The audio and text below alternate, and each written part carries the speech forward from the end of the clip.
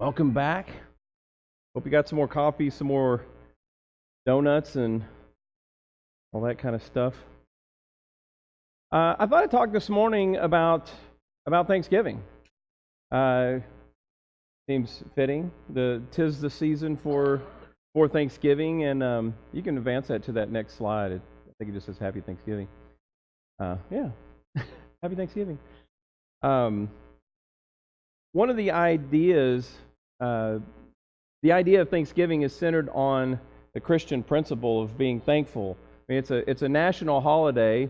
It's a holiday that we celebrate every year in November, and its roots go way back, like way back, like probably at least the 9th century, if not earlier, over in Europe. Now, obviously, that wasn't a national holiday. It was more of a religious time of year, a fall Thanksgiving, a harvest Thanksgiving kind of idea was the concept behind it. And it wasn't always every year. It was kind of circumstantial. It kind of just depended on what was going on, maybe how well the harvest went.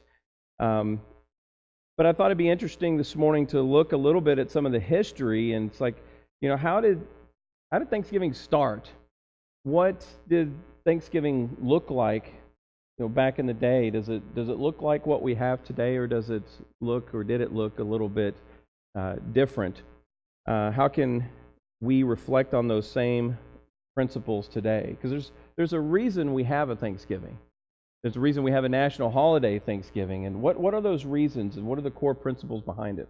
And so maybe by understanding those, we can understand our own Thanksgiving and maybe what it might look like. Most of us are probably familiar with the story of the Pilgrims. If you went to grade school, you probably heard about the Pilgrims. They came over in 1620 and landed at Plymouth Rock, and they established a settlement there. If you don't know, there's only about 100 of them. There's only about 100 of them, and they came to America to flee in some way. I wouldn't necessarily, well, I guess you could call it Christian persecution, but not the kind of persecution that you would think of like in the first century. So these were English people, right, from England who left to come over here, and the reason they came was for religious freedom. Well, what kind of religious freedom? Like, why did they need religious freedom? We think about England, we think, well, they're a lot like us, for the most part. Well, not back in the 1600s. In the 1600s, there was only one church in England, and that was the Church of England. The Church of England, who had maybe 100 years or less or more before, split from the Catholic Church. They said, we're tired of listening to what the people in Rome tell us to do because we live in England.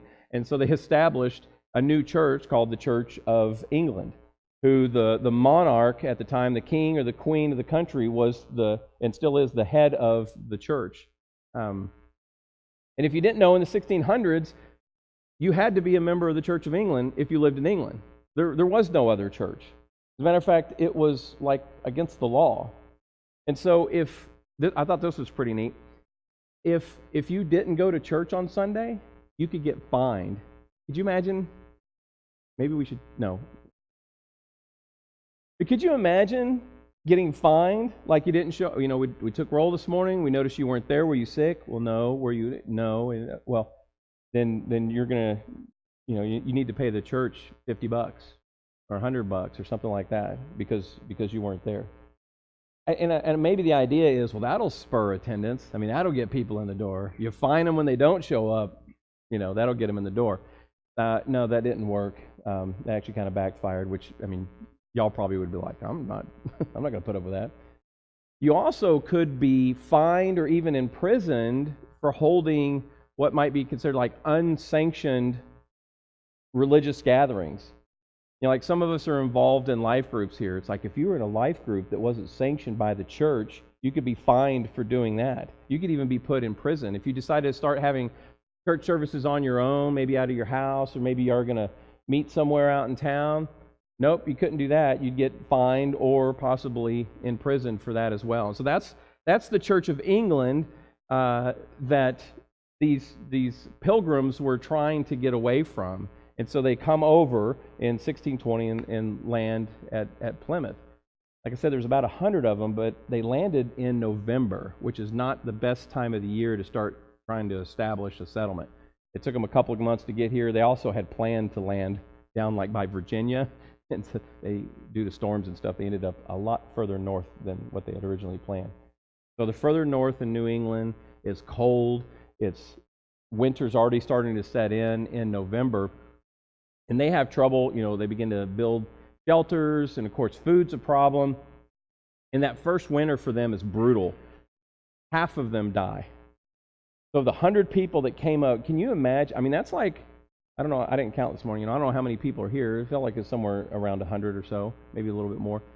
Could you imagine if after this winter, half of us were not just gone, but dead due to poor food situations, poor housing and shelter situations from the elements? Half of them are gone.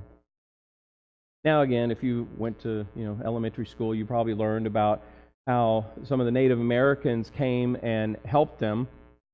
There was a English-speaking Native American named Squanto who was part of a Wampanoag tribe, and he came and helped teach them how to farm the land in that environment. This is a different environment than what they came from in England.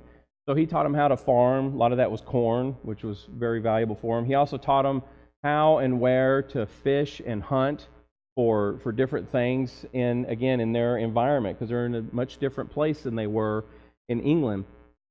And the relationship that started between the Native Americans and the Pilgrims eventually turned into something sort of like what we would call a treaty. I mean, we would call it a treaty, where there was an agreement between the Pilgrims and the Wampanoag tribe that they would look out after each other, and that they would help each other, and that if it was food resources, if it was defense of the people, like if some other tribe came and tried to attack them, or some other people would try to attack either the Wampanoag tribe or the Pilgrims, that they would come to each other's aid. And so they had this friendly agreement between each other. Well, in the late fall, about this time of year of 1621 now, after all this help with agriculture and fishing and hunting and things like that, they ended up with this amazing harvest, this bountiful harvest we might talk about. And the Pilgrims, as kind of a tie back to what they were religiously sort of accustomed to, is a time of thanksgiving, to say, hey, we've been blessed. 6 months ago, half our people died. Now here we are, and we have so much food, more food. This winter's going to be no problem compared to next. And so they set out to have this feast. And this feast and this celebration isn't just a one-day, one-meal kind of thing. This lasted for several days, 3 or 4, possibly 5 days of feasting, of hanging out, of playing games and things like that they were doing. If you don't know, at this time, the Native Americans weren't invited. Right? We always kind of say, like, oh, we got a lot of food, why don't you guys come, and we'll have a great meal, and it'll be wonderful. Like, well, no, that's not exactly what happened. That's not the reason that they ended up coming together. What happened was, during this time of kind of resting and relaxing and fellowship and being thankful, you start to get some free time on your hands. And what happens when you get men with free time on their hands and firearms that are involved? Right? They're just going to go out and they're going to start shooting things, right? So the men go out and they're exercising their weapons. They're like shooting at targets or shooting at trees or whatever. They're just shooting at things just to have fun, and they're having a great old time. Well, the sound of all this gunfire gets heard by some of the Native Americans, who run and go and report it to the Wampanoag chief. Well, they all think that the Pilgrims are under attack. They think all this gunfire is them trying to defend themselves. So the chief gets together all his warriors, like 90 of them. So there's almost twice as many of them as there even are the Pilgrims. And these warriors come rushing in to the Pilgrim settlement to lend aid to their defense. And so they come running in, and what do they find? They're like, well, there's not a battle here. We came ready to fight. We brought our warriors with us, and here we are. No, it's just a bunch of guys horsing around with guns, free time. And So it was from that they show up, and that is how they ended up getting invited. They're like, well, why don't y'all stay? This is cool because you guys came to our aid. You thought we were in danger, but why don't you guys stay? Why don't you guys stay and have a meal with us? And of course, there's 90 of them, and only 50 or so of the settlers, and so they're thinking like, what are we gonna do about food? So the hunters, some of the warriors go back out and they go hunting and they bring back some deer and things like that. And so this first Thanksgiving feast, it wasn't turkey and dressing and what's that red stuff that I don't eat that everybody seems to keep on the table but nobody eats it? What's that stuff called? Cranberry sauce, right. Some people eat it, but a lot of times it's just like table decoration, right? We got to have cranberry sauce because it's Thanksgiving, right? Only, 10% of the people at the table are going to eat it, but we got to have it, right? So none of that stuff was there. It was like deer, fish, some other wild game, corn, things like that. And that's what this first Thanksgiving meal looked like. But even then, that was not really the beginning of Thanksgiving. We talk about it, and maybe in history books and stuff, we talk about that was the first Thanksgiving, and there's some truth to that. But Thanksgiving was not a national holiday right after that. For the next 250 years, Thanksgiving is like an on and off kind of thing. Sometimes they have it, sometimes they don't. Sometimes it's on that Thursday, and sometimes it's not. Most of the time it's in November. But it's not this consistent national holiday thing that they have every year. It just kind of depended on what was going on in the world. It wasn't until the time of President Abraham Lincoln that Thanksgiving became something of a national holiday. But many don't know how Lincoln spent that very first national holiday.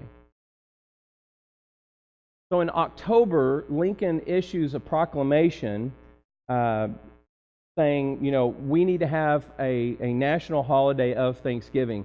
This was during the time of the Civil War. The tide had begun to turn in favor of the Union and preservation of our unity as a country. And so he issued this proclamation in October that we should be thankful. We should be thankful because our industries are still going. Our country is still going. While, yes, it's in civil war, commerce is still going. Lots of things are still going and going well in our country, and we should be thankful even amongst this time of turmoil within our country. And so President Lincoln issues this proclamation in October, and then then it was always the last Thursday in November. He issues this proclamation on the last Thursday in November will be a national day of Thanksgiving from this time forward. So that's when the proclamation got issued, and that's when it became a national thing. But what a lot of people don't know is what happened between these two events. One day he makes a proclamation, right? Letters sent out so everybody in the country gets told. And then all the way in November, we actually have the date of Thanksgiving. But something really important and very significant happened in the middle of those two dates. The Gettysburg Address. Part of the reason that the tide of the Civil War began to turn, and one of the biggest battles happened in July of that year.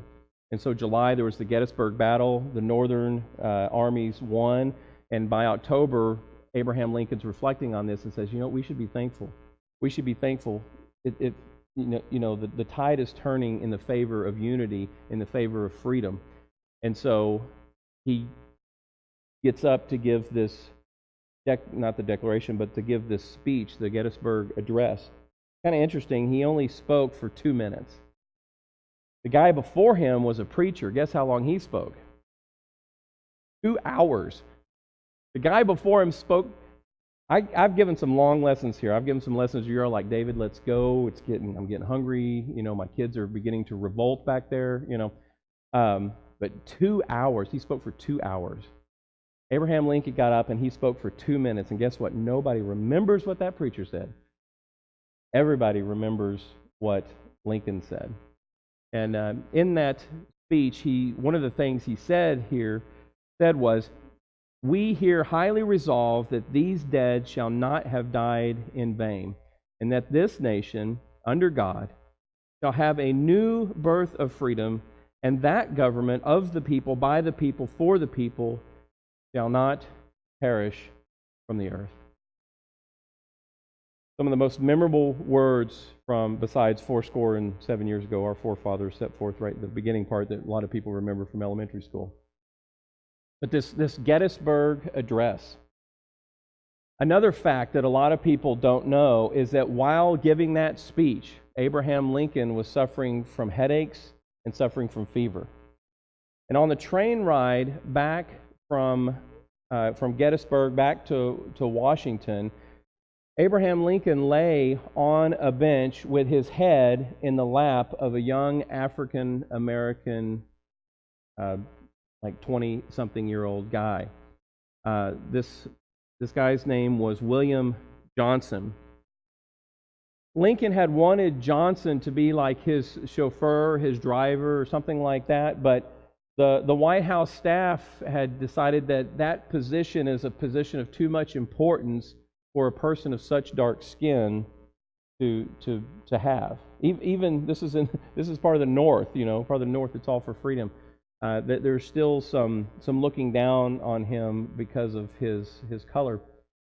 But Abraham Lincoln still cherished him as a friend, and so he found another job for him in the Treasury.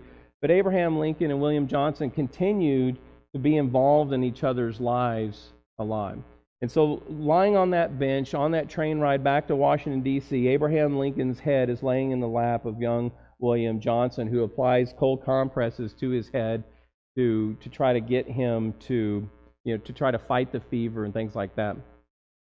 They get back to Washington, and the doctors see to President Lincoln, and after maybe a week or so, or a week or two, or whatever it is, they tell Abraham Lincoln that he's actually suffering from a mild case of smallpox, and he has to be quarantined. And so Abraham Lincoln, being very thankful, rallying a nation to fight for unity and for freedom and to maintain that, issuing a proclamation about a time of thanksgiving that we should be thankful for all that we have, actually ends up spending his first Thanksgiving in quarantine by himself. The first Thanksgiving. What a lot of people also don't know is that a few months later, young William Johnson ends up dying of smallpox.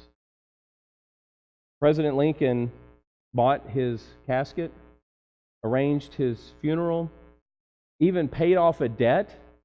Abraham Lincoln had co-signed a banknote for him. And there was some debate between the bankers and the president. The banker's like, oh, no, don't worry about it. We'll just forgive the debt. And Abraham Lincoln's like, no, this is something that he and I both committed to, and I'm going to see it through. And so he paid the debt off. And then he also supported Johnson's family for some time after that financially. So William, in many, many ways, William dies by lending aid to Abraham Lincoln. Some of these kind of like not so well known stories. Abraham Lincoln understood the importance of friendship and unity. And many would look at the relationship, the relationship between the Pilgrims and the Native Americans and say that's unusual. It's unexpected and it's unusual, but it's good. Unexpected, but very good. And people would look at the relationship between President Lincoln and young William Johnson and say that's unexpected. It's unusual, it's unexpected, but it is good. And I believe what I know about the Pilgrims, what I know about Abraham Lincoln, is that their actions and their behavior and the way they treat other people and the way they value people is directly related to how Jesus treats people. How Jesus treats people in his life. Because when we look at how Jesus treats people, he treats them what seems to be an unusual and unexpected way, in unexpected ways. Now, they were always good, but some people didn't always see them as good. It was unusual and unexpected because Jesus would welcome the outcast to his table. He would welcome prostitutes, tax collectors, and various other forms that just fall under the category of sinners. These were the people that Jesus would welcome to his table. It was unusual and it was unexpected, but many people did not see it as good because many of Jesus's actions were frequently challenged. Right? The Pharisees and other people would ask, why does he eat with sinners? Why does he hang out with tax collectors? Why is he seen with prostitutes? I thought that he was a holy man. I thought Jesus was a holy man. In many ways, what Jesus does at the table is one of his most holy acts. I wouldn't take it away from the cross for sure. But the fact that Jesus welcomes people who would be outcast by other people to his table, is one of his most holy acts. Richard Beck is the dean of the School of Psychology at Abilene Christian University, and he wrote a book several years ago called Unclean. Meditations on Purity, Hospitality, and Morality. And in it, he describes some of the psychological reasons why we think and act like the Pharisees who challenged Jesus. There is this hesitancy within us. This is what he explains. There's a fancy word that I won't even bother you with, but there's this hesitancy within us to attribute full human status to outsiders. That's really what it boils down to. There's a hesitancy, there's a psychological, there's a heart hesitancy within us. It's kind of natural. It's not good, but it's just kind of naturally, innately there to not establish full humanity or not recognize full humanity on people who are outsiders. Now, what is an outsider? Well, that just kind of depends. But let me give you one example. Take the last election. We'll go with politics. That'll be a safe topic. Take the last election. Whether you're a Democrat or Republican, whether you think one way on whatever the topic or the issue or the thing being voted on may be, there are some people that voted the same way you did, and there's some other people who voted differently, right? And we look at those people that voted differently, and we think, what's wrong with them? Right? What's wrong with them? I voted yes for this, and they voted no. What is wrong with them? I voted no for this, and they voted yes. Are they crazy? And we begin to think and we begin to rationalize that if this person was maybe a little bit smarter, if they were just a little bit smarter, they would see and they would understand, and then maybe they would vote differently. In your gut, you're convinced that there is something that's just fundamentally broken about these other people. And we don't just do it in elections. Any kind of classification that you can have that groups you into a group, the people who aren't in that group are outsiders, right? So you might say, River Park. Hopefully we don't, I know it's one of the things we don't want to do here, but we could be guilty of it if we're not careful. We're River Park, and if you're not River Park, then you're an outsider. What's wrong with you? Why are you so messed up? Why don't you think and do exactly the way we do? We also think that if they were good enough, really, we say if they were human enough, they would, whatever, fill in the blank. And that's really our problem. That's our struggle. Why don't we? I'm just putting myself in this basket. Why don't I break bread with sinners like Jesus did? Because there's this hitch in my heart. I don't want to attribute full human status to someone who is different than me, to someone who thinks different than me, lives differently than me, whatever else. That's an outsider. Let me illustrate it one other way. And if you were here way back at the beginning when I first started preaching here, you might remember this. We have in our minds this concept of God, and I call it our God box. And it's this box that we have this understanding that this is God. God fits in this box. This is what I know about His reasoning, about His will, about His desires, about where He has patience and where He doesn't have patience. And I understand that, and that's my God box. But the reality is that it's really not a box that God fits in. It's a box that I try to fit God in. I spend my time trying to shove God in there. I'm like, come on, fit in there. Well, our God box also serves as our people box. So we have this box of this is the will of God, this is what God wants, where He has patience, where He doesn't. And those who are inside of that are insiders, and those who are outside of my understanding of God and the God box are outsiders. And so those outsiders, we hesitate to attribute full human status to. We think innately there's this hitch in our heart that they're less. There's something about them that is less, that is broken, that is messed up. Ephesians tells us that God is able to do immeasurably more than we can ask or imagine. And if God is able to do immeasurably more than we could imagine, then God must be more than we could possibly imagine. And if God is more than we could possibly imagine, then God's love extends to more people than we could possibly fathom. We've got this hitch in our heart, but God doesn't have that hitch. Jesus refused to dehumanize anyone, and instead, He hung out with the tax collectors. He hung out with the prostitutes. He hung out with the sinners. He hung out with the non-Christians, we would say today, the non-religious. He spent time with them and refused to dehumanize them. Jesus doesn't look at you and He doesn't look at me and say, you are unworthy of my attention. Instead, what He does is He welcomes you to His table, and He welcomes them to His table. There's no one who's an outsider at Jesus' table. Everyone is welcomed to sit at that table with Him. And during this time of Thanksgiving, we have a lot to be thankful for. And this year, I want to challenge you on this one point, to not just be thankful for your stuff. Right? Sometimes that's kind of the habit we get in. I'm thankful for my stuff. I'm thankful for my house. I'm thankful for my car. I'm thankful for my Lazy Boy recliner and my big screen TV. Got a couple of guns. It's Thanksgiving. Maybe I'll go out and shoot at a tree or something for a little while, and maybe the Native Americans will come to my rescue. But we become thankful for stuff. And instead, let's be thankful for the people in our lives.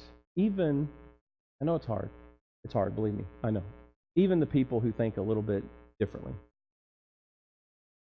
One of my fondest memories of my father goes back to in the springtime in the late 80s.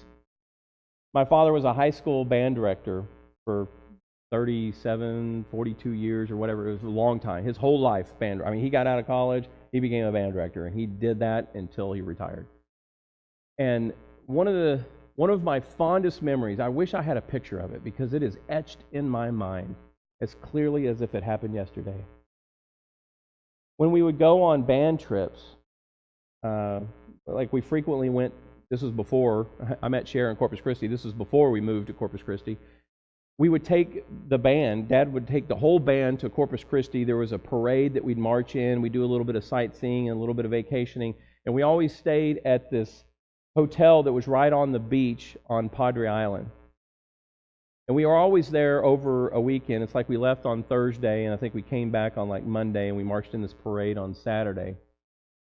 But every Sunday, every year, my dad would make sure and tell all the band students that Sunday morning there would be worship out on the seawall. And he would tell them, and I could just so vividly remember this. He said, it doesn't matter if you're Baptist, if you're Methodist, if you're Lutheran, if you're Episcopalian. Well, I don't think we had any Episcopalians in our small town. But Church of Christ, Church of God, whatever. He says, it doesn't matter what you are. If you want to come and be a part of this, you're welcome. And I think that's what instilled in me, or began to instill in me, this idea that I'm a Christian, but I'm not the only Christian. We're Christians, but we're not the only Christians. And every year, I got to watch my dad coordinate and lead this worship service, similar to like we're doing this morning, out on this seawall with a variety of people from different Christian traditions. I always thought that was great. And I just thought it was great that he welcomed them there. Like I said, the fondest memory of my father. Probably part of the reason why I'm in ministry now. I was talking to a friend about Thanksgiving, and he says, like, what's so special about the Thanksgiving meal? What is it? And I'm like, you know what? I don't think it's the meal. I mean, yeah, we get turkey and dressing and stuffing and that crazy red stuff that nobody eats, but what is it about the meal? And it's like, really, you know what? The meal is just an excuse.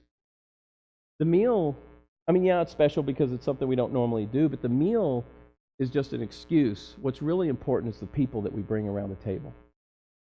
It's the people we bring around the table. So I want to encourage you. I know you've probably already got Thanksgiving plans, and I'm definitely not trying to guilt shame you into anything or whatever. But to think about opening up your table to other people. Not just Thanksgiving, not just 4 days from now. Thanks, David, for the advance notice. No, I'm talking like next month, 2 months from now. You know how you move somebody from outsider to insider? You share with them. You share a conversation. You share a cup of coffee. You share a meal. And the more you share, the more you get to know them, the more they get to know you, and the more you get to understand each other. And then you kind of become, okay, maybe they're not such an outsider as much as they think differently than I do, but now I understand them a little bit more than I used to. They don't seem as inhuman as I used to think about them. They're human just like me. So, today, from a historical perspective, let's be thankful. Let's be thankful for the Pilgrims and the Wampanoag tribe who saw friendship as a way to coexist. Let's think about Abraham Lincoln and William Johnson, who saw friendship as a way to coexist. And obviously think about Jesus and how he welcomed all these people, all these outsiders to his table to be a part of his table. Let's do the unexpected and the unusual and invite people into our lives and invite them to our tables. Because it is good. Even though in Jesus' time some people thought it wasn't good. But it's good. So I encourage you in that, again, not just 4 days from now. I mean, if you can, that'd be great. Sharon and I used to, we're going to have some college students over. Some of Shayla's friends are coming over with her from college because it's too far for them to go home, and they're going to spend Thanksgiving with us. And I remember when we were young and in the military, we would have these single sailors over that didn't have enough time to go, back home to wherever home was. And yeah, sometimes it was odd and awkward, kind of have whatever the situation, like, I don't really know this person very well. What am I going to talk about? I don't know. It always seems to work out. And those people are truly blessed by it. So again, I'm not just talking about Thursday. I mean, Thursday would be great. Next month, 2 months from now, invite those people into your life and into your table who you might not otherwise. And you're probably going to find out they're a lot more human than you expect. That's my encouragement today and a little bit of history lesson. Let's pray and we'll be done. Lord, thank you for blessing us. I thank you for your Son. Thank you for his example. I thank you for his open table. That Jesus would sit and spend time with and eat with sinners, tax collectors, prostitutes, and all other forms of outcasts. And we pray that we will follow his example and do the same. Let our hearts be open to not dehumanize other people who think and act differently than we do. Let our hearts be open to invite people into a time of sharing, whether that's a conversation, a cup of coffee, or a meal. But we hope, Lord, through our efforts that we will come to understand people a little bit more, that we might be a blessing to them, and I think we'll probably find out that they're a blessing to us as well. Thank you for your Son again. We thank you for him dying on the cross for our sins, the ultimate gift. We have nothing greater to be thankful for than a Lord who loves us and would take our place, death. And it's in his name we pray. Amen. Thank you.